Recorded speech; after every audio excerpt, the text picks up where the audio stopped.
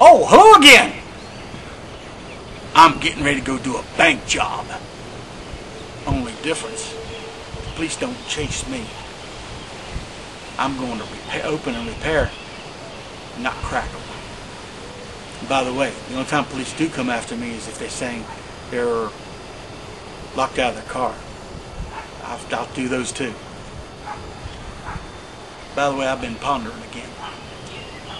I started thinking about it. How is it possible to have civil war?